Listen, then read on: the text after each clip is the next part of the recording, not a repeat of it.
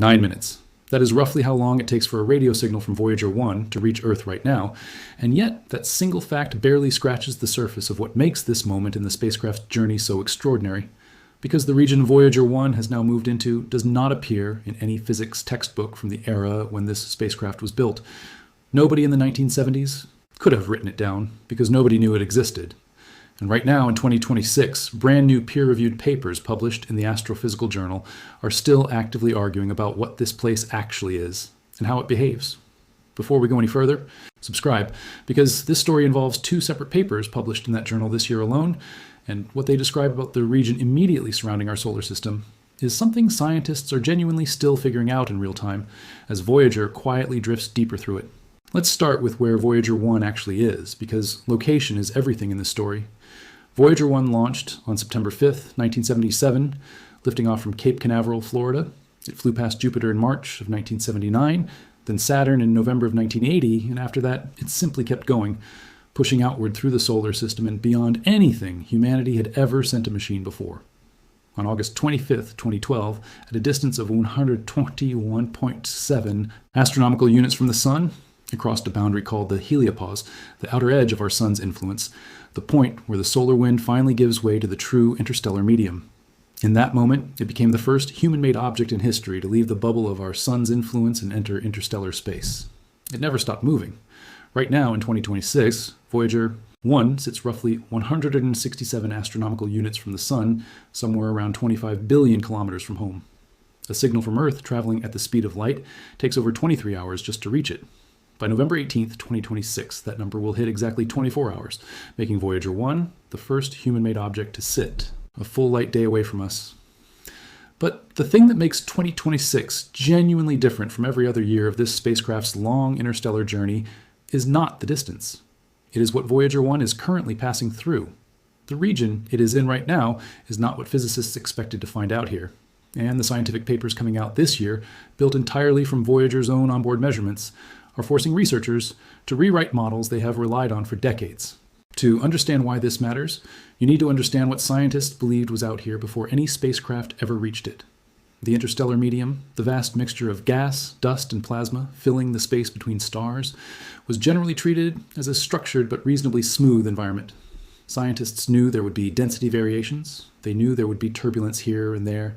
They knew the sun's heliosphere would disturb the interstellar material immediately around it as it pushed outward against the surrounding galaxy.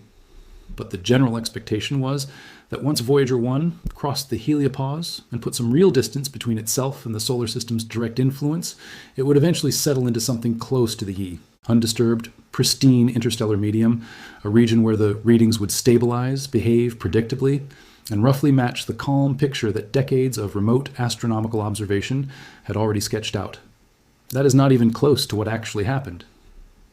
What Voyager 1 found on the far side of the heliopause was not a gentle slide into calm, predictable space.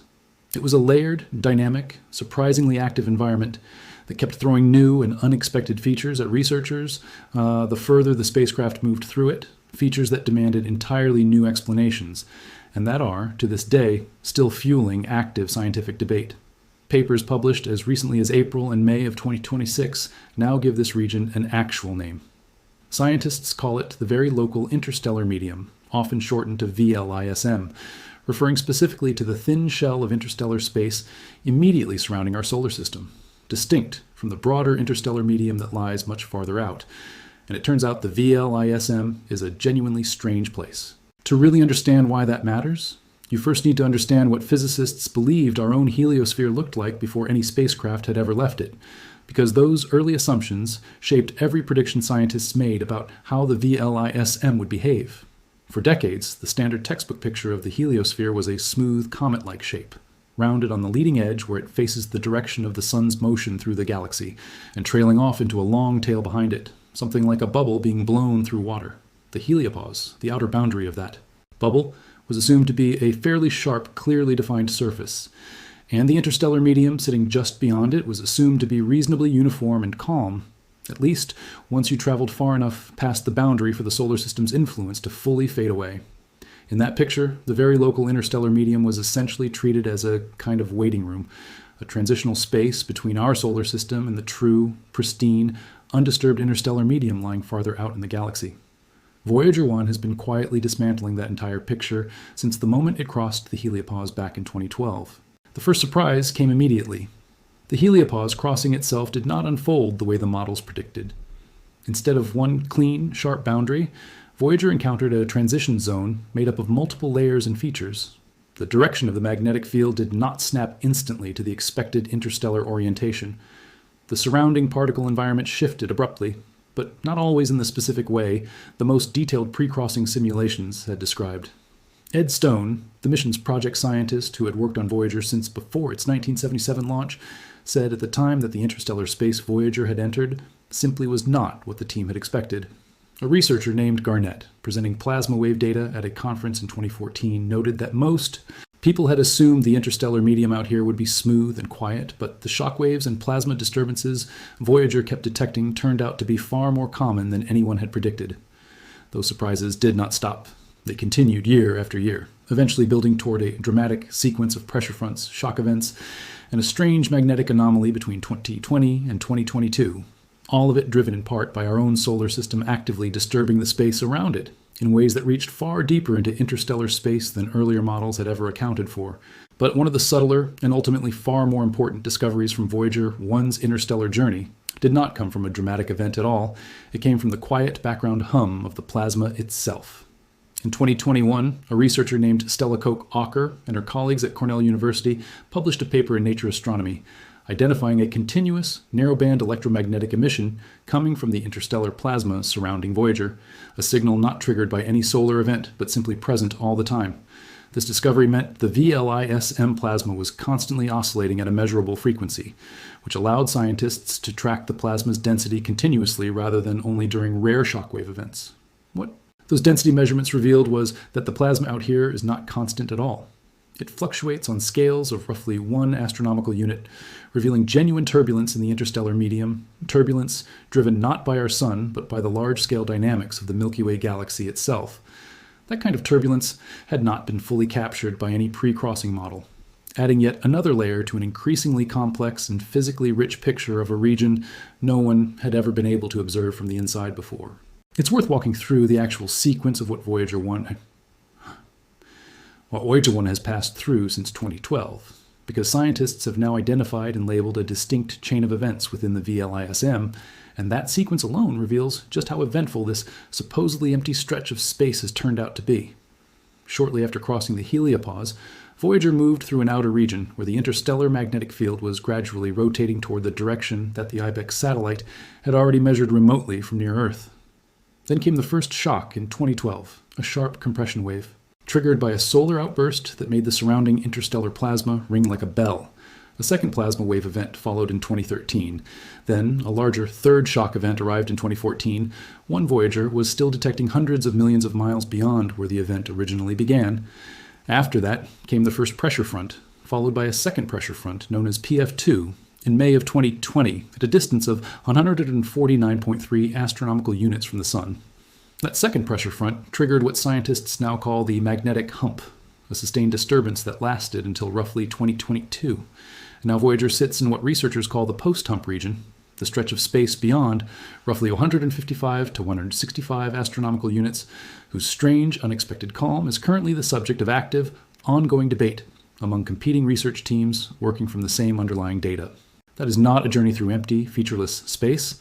That is a journey through a structured, layered, scientifically dense environment, one whose properties at nearly every stage caught researchers off guard to some degree. Let's walk through what Voyager 1 actually measured as it passed through each of these stages, in the order the discoveries unfolded, because the timeline itself reveals just how many surprises kept stacking up one after another.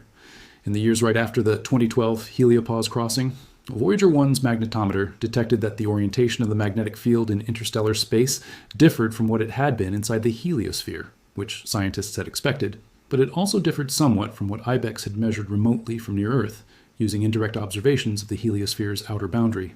That small mismatch suggested something important. The very local region of interstellar space immediately surrounding our solar system had been magnetically reshaped by the heliosphere's long-term outward push, essentially creating a zone of compressed, disturbed plasma just beyond the heliopause that did not reflect the true, undisturbed character of the interstellar medium farther out.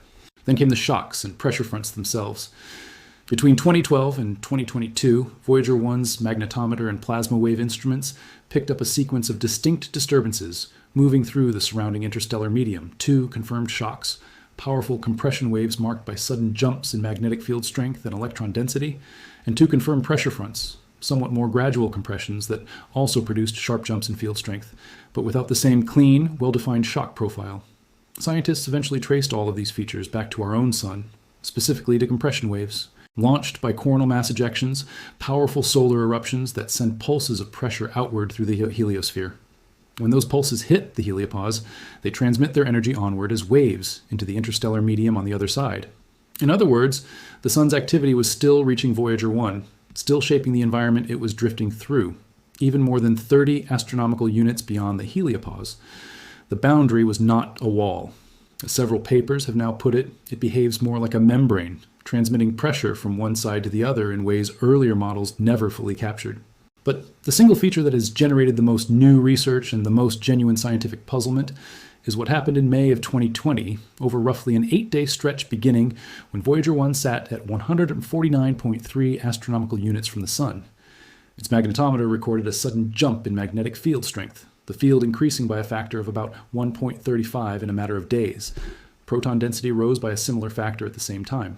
Scientists named this event the second pressure front, or PF2. Earlier pressure front events had also caused magnetic field jumps, but what followed PF2 was something entirely new. Instead of the field settling back down after a few months the way previous events had behaved, it kept climbing. Field strength rose steadily until it peaked around 0.56 nanotesla in early 2021, then slowly eased down to a stable, elevated level of roughly 0.5 nanotesla. This extended period of sustained elevated magnetic field strength, running from around late 2020 through 2022, while Voyager moved from 149 astronomical units out to somewhere around 155 or 156, became known as the magnetic hump. No existing model of the interstellar medium had predicted anything like it. 2284 paper, led by researcher Leonard Berlanga and colleagues, traced the hump back to elevated solar wind pressure and unusually high solar wind speeds recorded near Earth between roughly 2015 and 2017. Compressions driven by solar cycle activity that eventually propagated all the way outward and produced this sustained magnetic enhancement more than 33 astronomical units beyond the heliopause.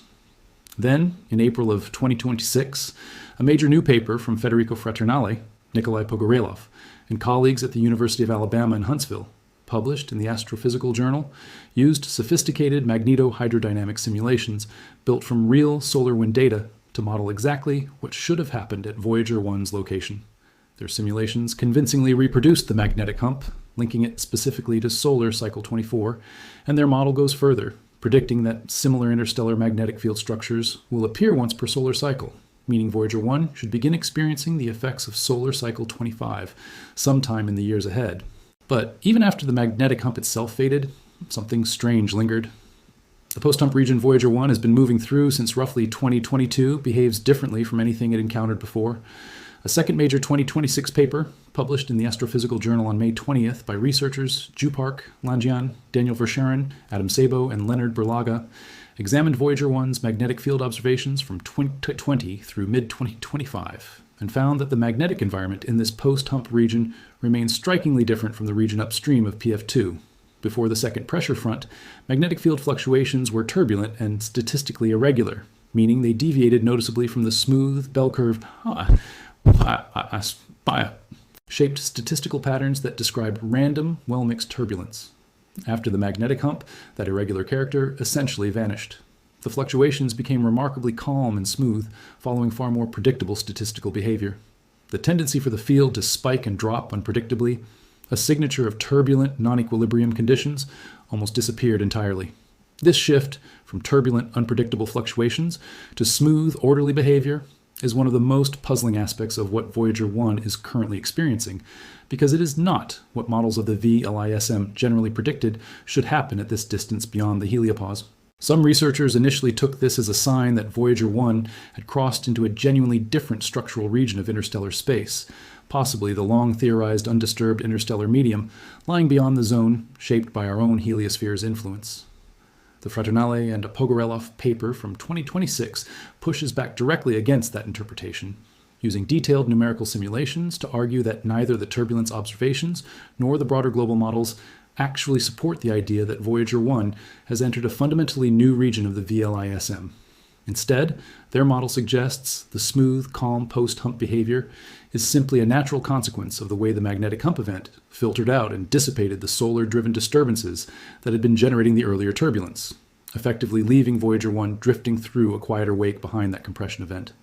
In their model, the hump itself acted as a kind of filtering boundary, a zone where heliosphere-driven shocks and interaction regions weaken and dissipate before ever reaching the truly pristine interstellar medium beyond. That distinction actually matters enormously. If the post-hump smoothness genuinely means Voyager 1 has crossed into truly undisturbed interstellar space, it would mean our heliosphere's influence on the surrounding galaxy extends much farther than anyone previously thought, out to somewhere between 155 and 165 astronomical units, rather than stopping at the 121.7 astronomical units, where the heliopause itself was crossed. But if the smoothness is, instead, a temporary side effect of the magnetic hump filtering out disturbances, it would mean the region beyond the hump is still fundamentally part of the VLISM, just passing through a calmer phase that will likely turn turbulent again once the next wave of solar cycle 25 compressions eventually arrives. The 2026 papers represent exactly where this debate stands right now. There is no final agreed-upon answer.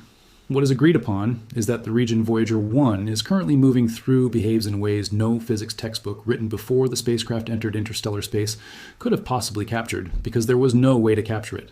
Until an actual spacecraft was out there taking direct measurements, this region simply could not be described with any real... Now let's talk about what it actually takes to keep this data flowing back to Earth, because the engineering story behind every single measurement coming out of the VLISM is, on its own, one of the most remarkable achievements in the history of space exploration.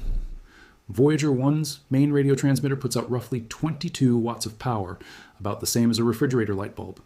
By the time that signal crosses 25 billion kilometers of interstellar space and reaches Earth, it has lost so much strength that it arrives billions of times weaker than when it left the spacecraft. The only reason NASA can detect it at all is the Deep Space Network, a global system of enormous dish antennas located in Goldstone, California, Madrid, Spain, and Canberra, Australia, the largest of which measure 70 meters across and rank among the most sensitive radio receivers ever constructed. Even with those massive dishes, Voyager 1's data rate tops out at around 160 bits per second. Every single measurement behind the magnetic hump, the pressure fronts, the plasma density readings, all of it arrives at that painfully slow trickle, a thin stream of data crossing 25 billion kilometers of space to land in a desert antenna in California, before eventually becoming the scientific record now being poured over in these 2026 papers. The power situation on board is worth pausing on too, because it explains the real urgency behind every new measurement. Voyager 1 runs on 3 radioisotope thermoelectric generators, devices that convert heat from the natural decay of plutonium-238 directly into electricity. Those generators have been losing power steadily since launch, at a rate of roughly 4 watts per year, and they now produce less than half of what they generated back in 1977. To stretch that dwindling supply as far as possible, NASA engineers have had to make hard decisions about which instruments stay on and which get shut down. The cosmic ray subsystem was powered off in February of 2025. The low-energy charged particles experiment, which had run continuously for 49 years, was finally shut down on April 17, 2026. A carefully planned power management maneuver that the team has nicknamed the Big Bang is currently being tested on Voyager 2 during the summer of 2026, with the goal of freeing up extra electrical headroom that could, if the test succeeds, be attempted on Voyager 1 itself no earlier than July of 2026. If it works, it could extend the life of Voyager 1's remaining instruments well into the 2030s. Now, quick pause here. If this story is genuinely blowing your mind the way it did for the scientists analyzing this data, hit that subscribe button, because we are about to get into exactly why these remaining instruments matter so much to NASA's current active missions, not just to Voyager's own legacy. Those remaining instruments, the plasma wave system and the magnetometer, are precisely the ones generating the post-hump data being analyzed in these new 2026 papers. And their value extends far beyond Voyager itself. They are directly supporting NASA's current active mission, IMAP, the Interstellar Mapping and Acceleration Probe, which launched in 2024 and now operates near Earth at a gravitational balance point called Lagrange Point 1. IMAP studies the boundaries of the heliosphere from the inside, using energetic neutral atoms, particles that travel inward from the heliosphere's edges without being deflected by magnetic fields along the way. But to correctly interpret what IMAP is measuring, scientists need to know the actual plasma density, magnetic field strength, and turbulence characteristics of the interstellar medium sitting on the outside of those boundaries. The only source for that information anywhere in existence is Voyager 1's direct in-place measurements from inside the VLISM. In a very real sense, a spacecraft approaching its 50th year of operation and a brand new mission launched in 2024 are actively working together across a gap of 25 billion kilometers, each one studying opposite sides of the very same boundary, one from the inside, one from the outside. This partnership also hints at what future missions might eventually be built to continue. The Fraternale and Pogarelov paper from 2026, in discussing what its simulation results actually mean going forward, notes that these findings will help shape the design of future interstellar probes equipped with more advanced, more sensitive instruments. No such mission has been approved or funded yet. The interstellar probe concepts NASA has studied on paper would take decades just to reach the distance Voyager 1 occupies today. Until something like that actually launches, and almost certainly for a long time after, Voyager 1 remains humanity's only direct scientific instrument sitting inside the very local interstellar medium, sending back measurements from a region that was completely undiscovered territory when the spacecraft was built, a region that is still producing genuine surprises nearly half a century into a mission that was originally only designed to last 4 years. If you want to keep following this story as the post-hump debate gets resolved with more incoming data, as the Big Bang power upgrade is tested and possibly attempted on Voyager 1, and as Solar Cycle 25 eventually sends its own compression waves rippling out through the heliopause toward Voyager's current position. Subscribe now, because the VLISM is still giving up its secrets one data point at a time. And 2026 is already shaping up to be one of the most scientifically productive years this mission has ever had. Drop a comment telling me what surprised you the most, whether it's the fact that the space immediately outside our solar system turned out to be far more complex and active than any model predicted, the fact that 2 separate peer-reviewed papers published this year alone are still debating what Voyager 1's most recent measurements actually mean, the fact that our own sun's activity can send waves rippling more than 30 astronomical units past the heliopause and reshape the very medium Voyager is drifting through, or simply the fact that a spacecraft launched 49 years ago is still producing data that requires entirely new physics papers just to explain it. Thanks so much for watching all the way to the end, and I will see you in the next one.